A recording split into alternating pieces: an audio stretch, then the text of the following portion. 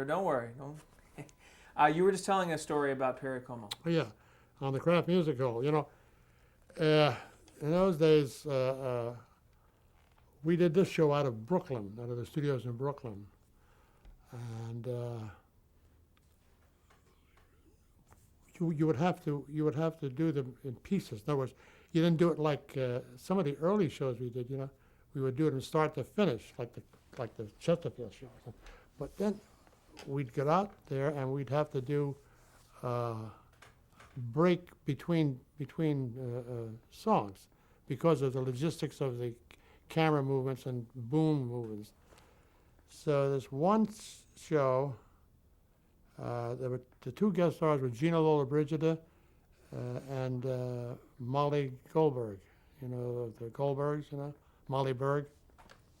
And this one scene, the premise of the scene was he was going to sing Cole Porter's "I Love You," and he was going to do the verse. And the whole thing was that it was laid in this little Spanish villa, and Perry was going to be a serenader.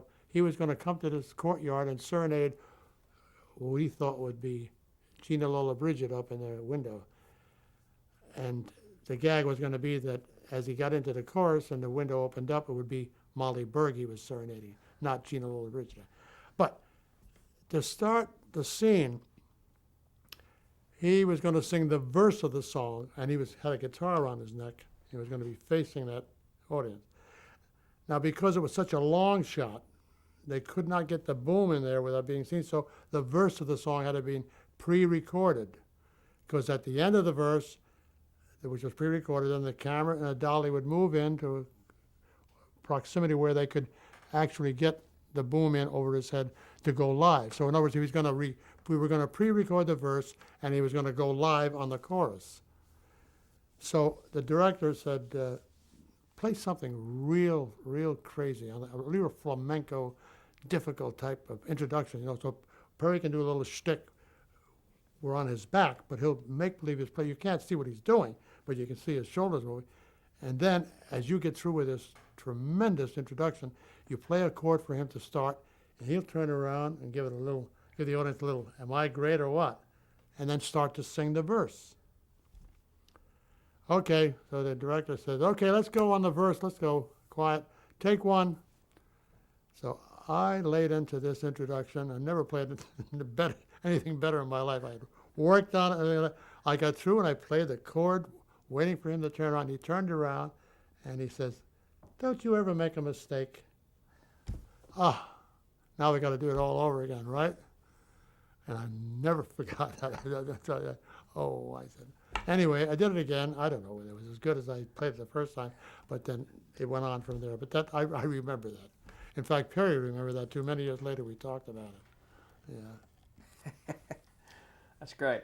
I want to go over a couple of the shows just throughout the 50s and 60s here. You did a show called Crime Photographer. That was for the Dumont Network, right? I did. Yeah, I think that was after Danger. I think also I think The Stranger was a character like the Shadow, or a good guy, but it was always in there was a mysterious aura about him, And that was pretty much basically the type of stuff I did on Danger.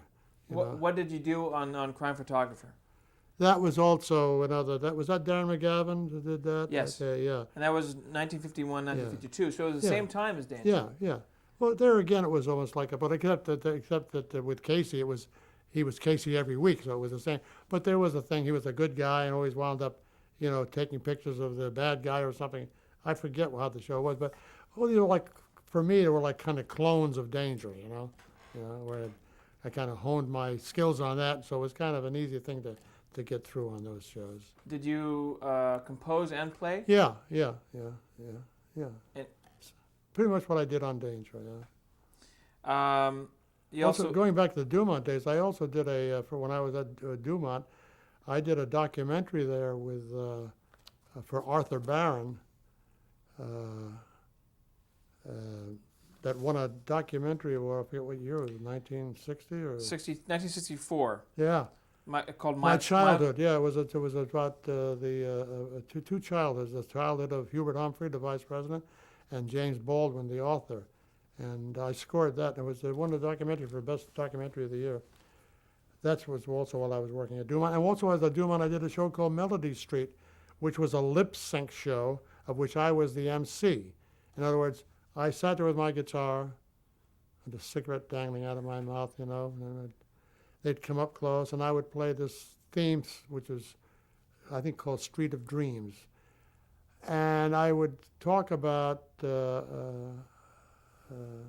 World War One, and I would be playing something like, or World War II, whatever. I'd be playing something, and then I would say, I would lead into on my guitar, having already gone through all the music that's going to be on the show, having heard the key it's going to be in, and my guitar tuned accordingly.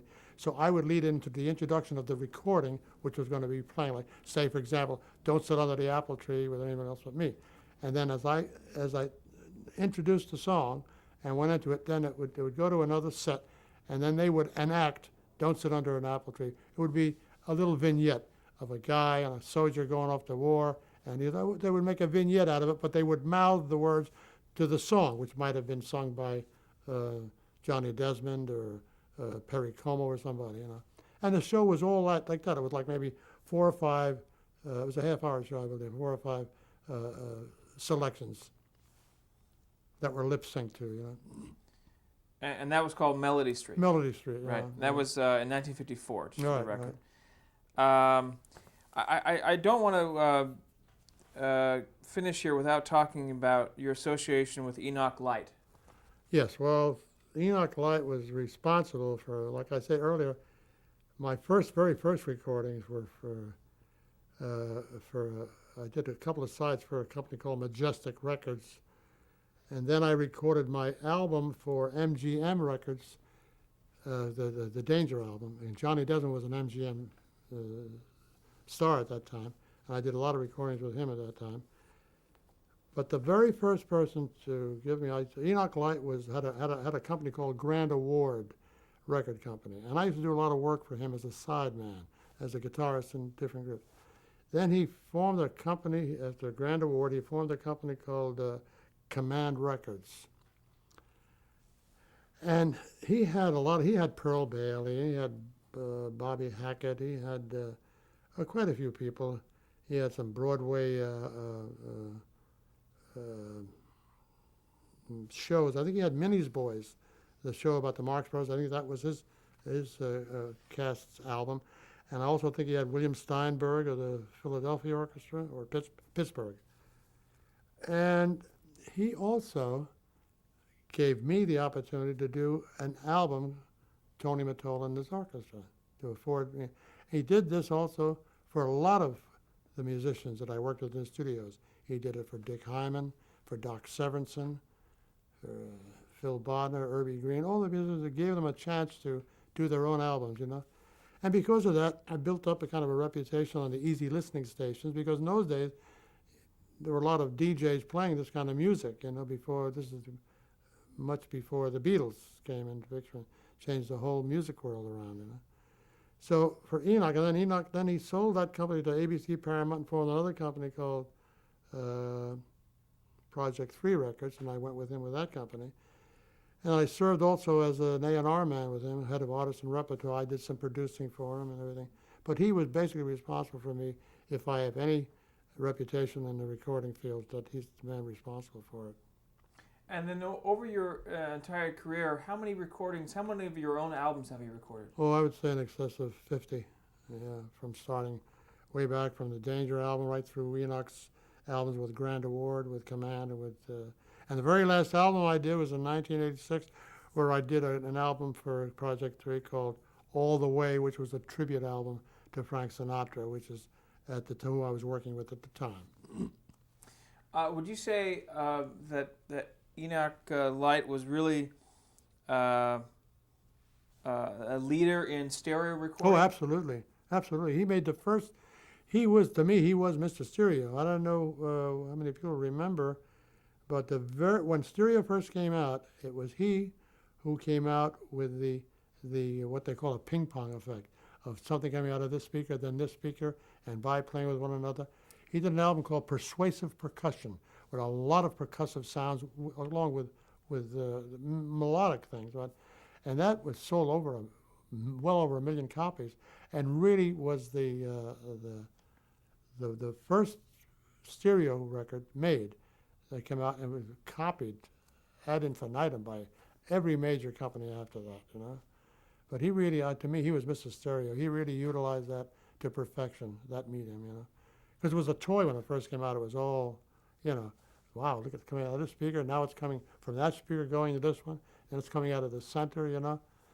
Yeah, he was the man as well. Him and I must give credit to his chief arranger, Lou Davies, who did all the orchestrating for him in those days. And wasn't Phil Ramone also a part of? Phil Ramone was later, yes. Phil Ramone was the A&R man that we used when he had Command Records. You're right. Did a lot of Phil Ramone. Yeah, Phil Ramone did a lot of my albums too when I was recording for Command Project 3. And he also did all of the Sinatra things. In fact, the last thing, Sinatra did the Duets album. That's was Phil Ramone. Terrific. I want to go to The Tonight Show. Yeah. You mentioned him a little bit earlier, but how did you come to work on The Tonight Show? Well, now we're going out into the years after Danger and after all of that. Now Perry's on NBC, so I joined NBC staff to do his show. And while I was doing that show, I was also doing Sing Along with Mitch. And then I think at the Tonight Show that time was Jack Parr, yeah, and Jose Mellis had the band on that show. And then when he left, when Johnny was going to take over, Skitch Henderson came in as conductor. So Skitch looked at the roster, like I told you, there was over 125 musicians on staff, and he picked his own group. He didn't want, the guy.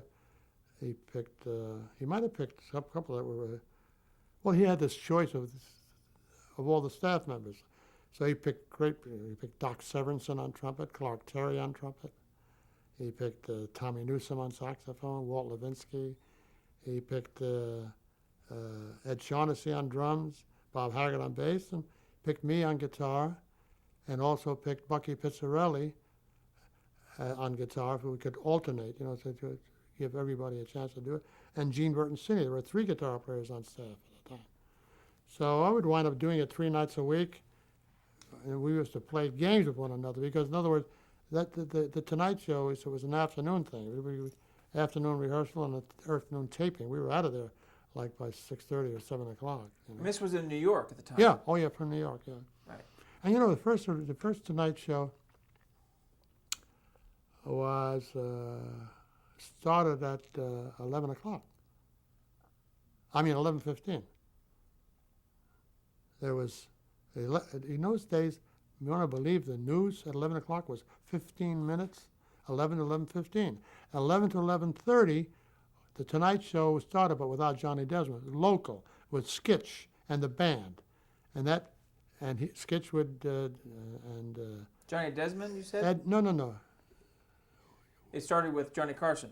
Yeah, but I mean, 11:15, Johnny, the show started without Johnny. In other words, the Tonight Show, Ed McMahon would introduce, they would do all of the shtick, and then he would introduce Skitch and the band. And we would do instrumentals in those things. We would play then he would play a game like a Stump the Band or something like that. And 11:30, Johnny would come out. Then we went national but the 11:15, 11:30 portion was only local, was only seen in New York, And then 11:30 to 1 was the show.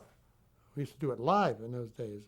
In the beginning of the show was done live. And that was, I have here, you started with them in 1962. Yeah. You were with them for 10 years? Yeah, till they went to California. Right. And like I say, I would alternate on the show with Bucky and Gene, and like we would pick and choose our schedule. Say like, hey, I've got a record date Tuesday and Wednesday. Can you do it Tuesday and Wednesday? Yeah, I'm free. No, I can't make it Thursday, but how about you fill in for me? So Skitch didn't care as long as one of us showed up to do it, I tell you, it's funny, interesting story about Johnny. Johnny was, he was so interested in doing things like, I mean, you know the stories about he had to see how it feels to be a football player. Then he played with the Giants or somebody who got in the backfield. He had to experience that. And then, of course, Skitch and Ed were both Marine pilots. And they used to talk about their their piloting planes and that. And Johnny had to do it. He took flying lessons, so he had to fly with the Blue Devils just to prove that he could do it. So he said to me one time, he said, listen, he said, how long do you think it would take me to learn to accompany myself on a song on a guitar? I said, I don't know. I said, what? He has no idea how to play the guitar at all. I'm talking about from scratch. I said, well, it depends what you want to do. He said, well, see, I'm thinking when I go out to Vegas the next time to do the act, I thought of a little bit, I thought when I get introduced, I thought I would walk out there with a guitar in one hand and a stool in the other, sit down, and everybody would start laughing. What's he going to do? I think I'm going to do maybe a takeoff on a hillbilly or do something. I said, no, I want to be serious. I want to do something beautiful, like something like What's New or Misty. I said, sure. I said, if you're game, I said, depending what key we're going to do, what song you want to do, I can work it out for you. Just so you just strum chords for yourself. You want to sing, what's new? How is the world treating you? It could be done. It could be simple. So anyway, we worked for about 6 months. I would go to his office, like on a Tuesday or a Thursday, and I would knock on the door, and I can say to his secretary, Jean, I'd say, is he ready for a lesson today? She says, let me see, I think so. Today's good. And some days I'd go, he'd say, no, he's in there with Freddie DeCorder. He's too busy. He's trying to. But 6 months we worked on the thing, and he got it done pretty good, and he did it on the show. He did it on the show one night. I wish I had a tape of that show and he explained to the audience what he was going to do, and he explained who I was, and they have a shot of me. I was so proud of my pupil out there. But he did a hell of a job. But there again, what we were talking about before about playing football, airplane ride with the Blue Devil, he went out to Vegas. He did it one time and never did it again. In fact, he gave the guitar. I got the Gibson Guitar Company, to give him a beautiful jumbo flat top round hole guitar, which he gave to his son Corey.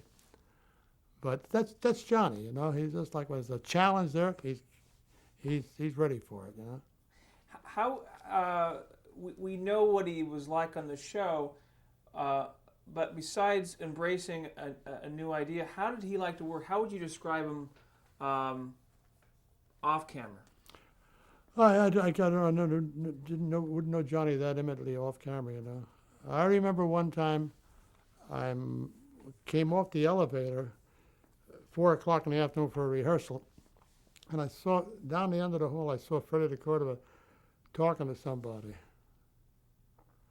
And this fella had like a gray mustache and long sideburns, And I said, yes, it looks like Johnny, looks like Carson.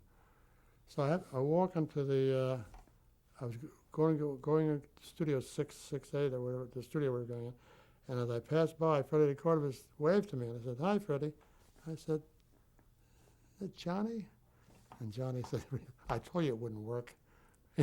He was looking for a disguise of some kind, whether it was for the show or whether it was for his going out later in the evening or what, But Johnny, he was a very private guy, very private person. Like even all those times I used to go with him and give him the lessons and everything. That's what we talked about the show and things like that. He loved musicians and music. He loved the band on the show, Doc and Skitch and all the guys, And in fact, we all did spots on the show too. And at the end of the show, the last 5 minutes of the show, you would hear like on his good nights, the band would be playing something.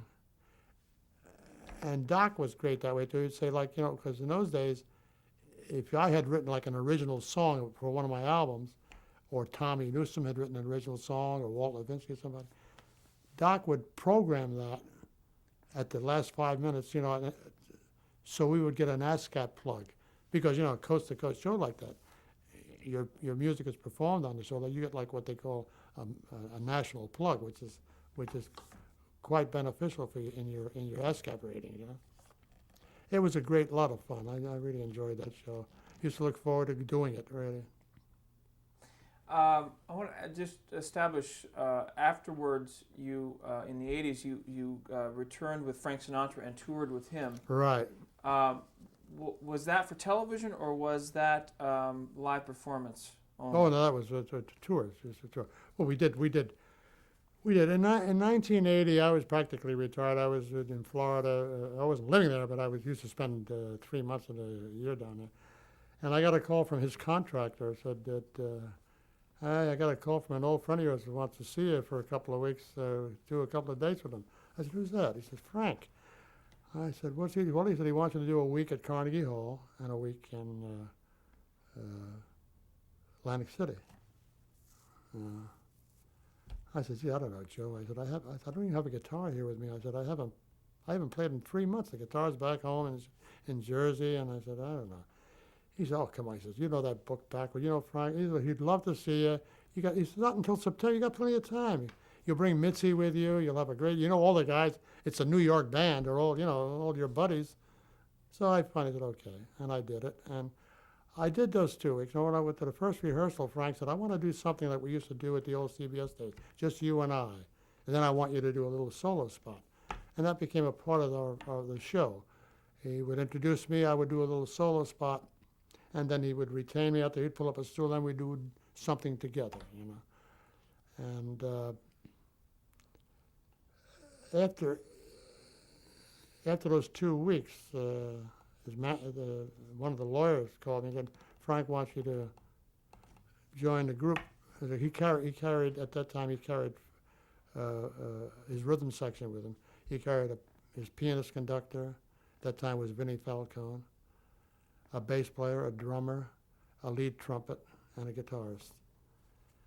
So I said, well, I'm 60 years old, I'm not about to pick up. I said, then leave home. And he said, what's the problem? I said, well, the problem is leaving my wife and going traveling like I'm a young kid. I did that when I was 18 years old on the road, So he said, let me talk to Frank. He comes back, and Frank says, what's the problem? Take Mitzi.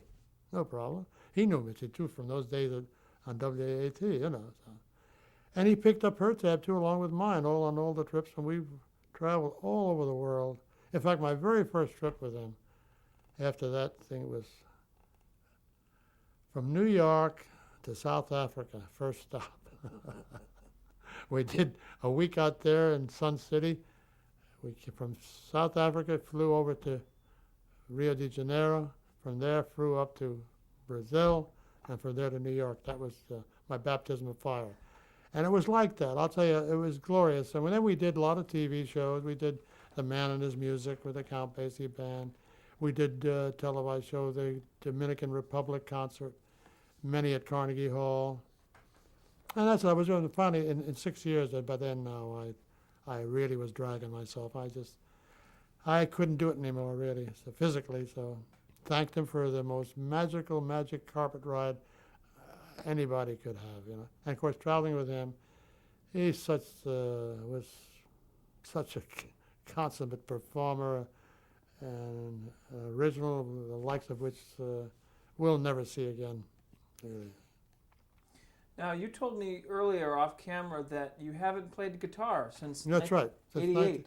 86, when I did the picture with Sidney Lumet and my tribute album to Frank. I haven't played it since then. Why is that? Oh, I pick it up once in a while just to see what the fingers are. Well, it's partly because of the fingers, but like I tell some of my friends that I have this terrible affliction.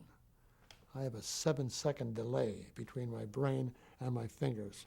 You reach for something and that's the wrong chord. It belongs here. No, it's just a matter of just like, if it's not, if I can't play the way I used to play, and it's no. But I will pick it up once in a while just to say, and then regret it for 2 days because I have no calluses left and the fingers are sore and everything. But that's all. What would you recommend to any aspiring musician or guitarist specifically today? That's a tough question because I don't understand the music business today. It's so completely foreign to the music and the music of today. I'm not.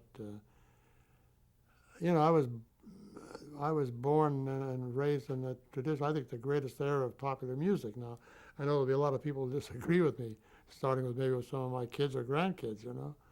But I don't understand the music business today. I don't understand, and the playing, there's some, the one thing that I've retained, there are a lot of young players in my field, in the jazz field, that are tremendous guitar players. So but there's such a minority.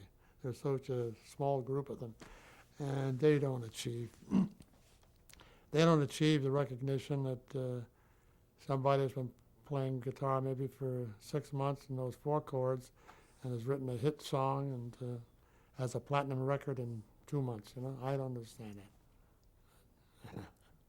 I mean, you've worked with so many vocalists over your career with so many different styles. Mm-hmm. What's the key to accompanying these different styles?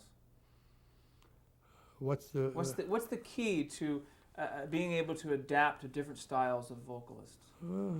That's a hard one. I usually go with, like, you know, you'll play, like, for example, the difference between two of them that I worked with extensively, Frank and Perry, just to give you a difference.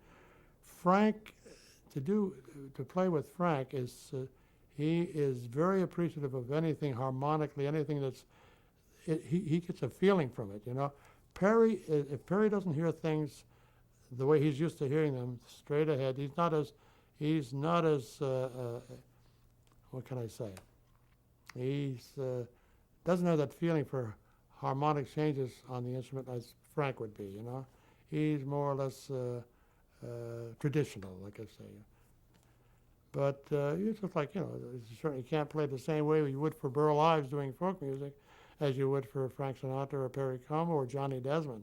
Johnny Desmond was another one that was, boy, experimental. Anything you want to do, let's try it. You know, I made a great album with him, just guitar and voice, and with a bass player, called Blue Smoke, and it's for Columbia Records.